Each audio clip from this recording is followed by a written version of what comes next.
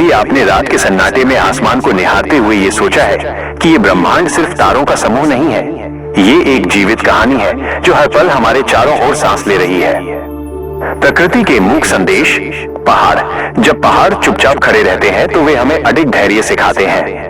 नदियां। बहती हुई नदियां बताती हैं कि रुकना मृत्यु है और चलते रहना ही जीवन।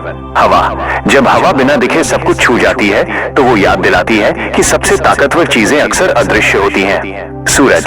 हर सुबह बिना थके उगता सूरज कहता है कि अंधकार चाहे कितना भी गहरा हो, रोशनी लौटकर जरूर आती है। भीतर की शांति और दृष्टिकोण। ये ब्रह्मांड हर इंसान से एक ही भाषा में बात करता है, लेकिन इसे वही सुन पाता है जिसके भीतर शांति होती है। जो व्यक्ति भीतर से टूटा होता है उसे सितारों की चमक भी धुंधली लगती है, लेकिन जो भीतर से शांत है वो घनी अंधेरी रात में भी उम्मीद की किरण देख लेता है। निस्वार्थ सेवा का पाठ। प्रकृति हमें सिखाती है कि सच्ची महानता दिखावे में नहीं बल्कि सेवा में है। पेड़ बिना शिकायत किए फल देते हैं।